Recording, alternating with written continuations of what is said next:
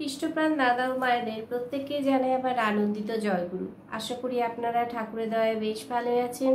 আমিও ঠাকুরের দয়ায় বেশ ভালোই আছি। পরম প্রেমময় শ্রী শ্রী ঠাকুর অনুকূলচন্দ্রের নারীনীতি গ্রন্থ পাঠ করব এবং তার বিশ্লেষণ করার একটু চেষ্টা করব। আপনারা ভিডিওটা স্কিপ না করে একটু শুনবেন এবং ভিডিও শেষে অবশ্যই আমাকে একটু কমেন্টস করে জানাবেন যে আমি যে বাণী পাঠ করছি এবং ব্যাখ্যা করছি তা সঠিক হচ্ছে কিনা।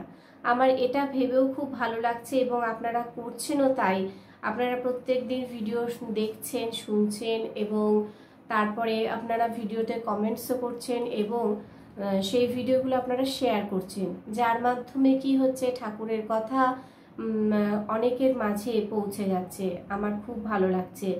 আমি যেমন ভিডিও করছি একটা প্রেরণা পাচ্ছি ভিডিও করার, তেমনি আপনারা আমার পাশে থেকে সেই ভিডিওগুলোকে শেয়ার করে সবার মাধ্যমে পৌঁছে দিয়ে আমাকে আরও প্রেরণিত করছেন, আমাকে আরও উৎসাহ দিচ্ছেন। আর আমি সেটা করতে বেশ ভালোই লাগছে। আপনারা আমার পাশে থাকবেন এবং ঠাকুরের ভিডিওগুলো, ঠাকুর সংক্রান্ত ভিডিওগুলো আপনাদের যদি ভালো লেগে থাকে তাহলে অবশ্যই শেয়ার করবেন। তো শুরু করছি আজকে পরম প্রেমময় শ্রী শ্রী ঠাকুর অনুকূলচন্দ্রের নারীনীতি গ্রন্থ পাঠ ও তার ব্যাখ্যা। জীবন ধর্মে ইষ্ট, ইষ্ট বা আদর্শ বা গুরু তাহাই বা তিনি। জীবন ধর্মে ইষ্ট, ইষ্ট বা আদর্শ বা গুরু, ইষ্টই হতে পারে বা আদর্শই হতে পারে বা গুরু, তিনি তাহাই বা তিনি। তিনি যাহাকে লক্ষ্য করিয়া অনুসরণ করিয়া মানুষ জীবন যশ ও বৃদ্ধিতে ক্রমোন্নতি লাভ করিতে পারে।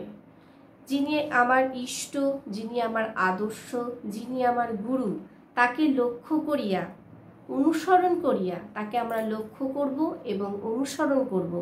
তাকে লক্ষ্য করিয়া অনুসরণ করিয়া আমরা মানুষ জীবনে উন্নতি, জীবন যশ ও বৃদ্ধিতে ক্রমোন্নতি লাভ করতে, আমরা উন্নতির দিকে ধাবিত হতে পারব।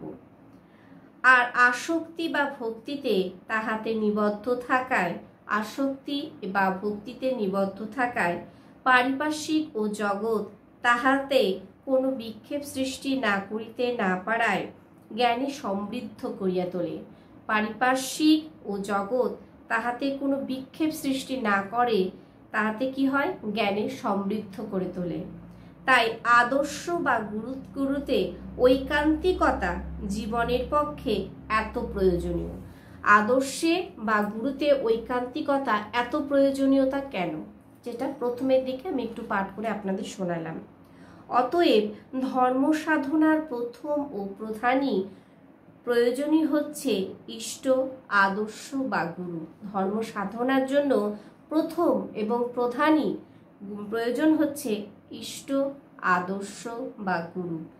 প্রথমেই বলেছিলেন ঠাকুর যে ইষ্ট বা আদর্শ গুরু তাহাই বা তিনি, যাহাকে লক্ষ্য করিয়া অনুসরণ করিয়া মানুষ কি করছে? জীবন যশ ও উন্নতিতে ক্রমোন্নতি লাভ করছে।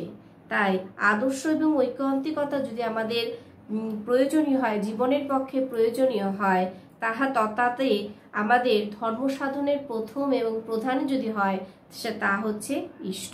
ইষ্টকে কিন্তু আমাদের ধরে চলতে হবে। ইষ্ট, আদর্শ বা গুরু। গুরু যদি জীবনে না ধরি আমরা কিচ্ছু জীবনে করতে পারবো না।